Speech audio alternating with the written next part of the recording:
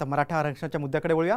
मुख्यमंत्री एकनाथ शिंदे यांच्या पुढाकाराने मुंबईच्या वेशीवर धडकलेलं मराठा समाजाचं आंदोलन गेल्या आठवड्यात संपलं, पण तरीही मनोज जरांगे पाटलांची आक्रमक भूमिका कायम आहे। सरकारने मान्य केलेल्या मागण्यांची अंमलबजावणी झाली नाही तर पुन्हा उपोषण करण्याचा इशारा जरांगेने दिलाय। पाहूयात एक रिपोर्ट। 10 फेब्रुवारीपासून पुन्हा आमरण उपोषण। आरक्षणावरून जरांगे पाटील पुन्हा आक्रमक। सरकारच्या 2 भूमिका का? जरांगेंचा सवाल।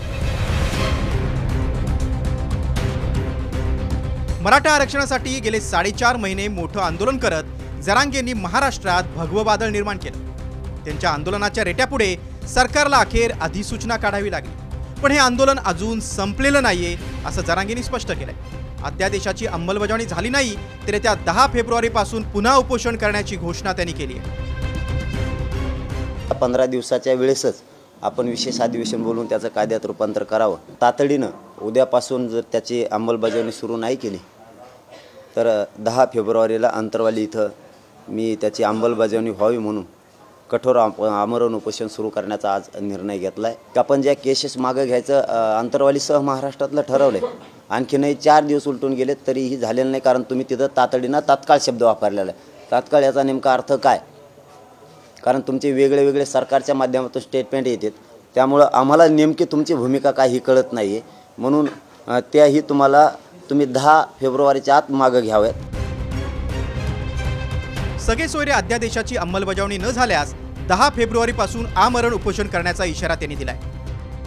नोंदी मिळालेल्यांच्या कुटुंबियांना सगळ्या सोयऱ्यांना दाखल्यांचं वाटप करा। सगळ्या सोयऱ्यांचा अध्यादेश टिकवण्याची जबाबदारी सरकारची आहे असे जरांगेंनी ठाम सांगितलंय। हैदराबाद गॅझेट स्वीकारून त्याला शासकीय नोंदी घोषित करा आणि अंतरवालीमध्ये आंदोलकांवरील गुन्हे 10 फेब्रुवारीपर्यंत मागे घ्या अशा मागण्या जरांगेंनी केल्या। रायगडावर जाऊन शिवाजी महाराजांच्या समाधीपुढे जरांगे नतमस्तक झाले। त्यानंतर पत्रकार परिषद घेत जरांगेंनी आपली भूमिका स्पष्ट केली। सरकारमध्ये 2 वेगवेगळ्या भूमिका पाहायला मिळत आहेत असं सांगत त्यांनी नाराजी व्यक्त केली। उपमुख्यमंत्री देवेंद्र फडणवीसांनी मांडलेल्या भूमिकेवर त्यांनी आक्षेप घेतला। आणि मी अगदी स्पष्टपणे सांगू इच्छितो की जोपर्यंत भारतीय जनता पार्टी सरकारमध्ये आहे तोपर्यंत काहीही झालं तरी आम्ही ओबीसीवर अन्याय होऊ देणार नाही। उद्या जर अशी वेळ आली की आम्हाला ओबीसीला संरक्षण देता येत नाही, मी स्वतः जाऊन माझ्या वरिष्ठांशी बोलेन, पण काही झालं तरी ओबीसींना या ठिकाणी त्यांच्यावर अन्याय होणार नाही, ही भारतीय जनता पक्षाची आमची भूमिका आहे। हे बघा, फडणवीस साहेब काय म्हणले तुम्हीच सांगितलं ना मला, नावात काय त्याच्यात काय ते झिरमे दुश्मनी का गोळ्या घालणार आहे का आम्ही एकामेकाला?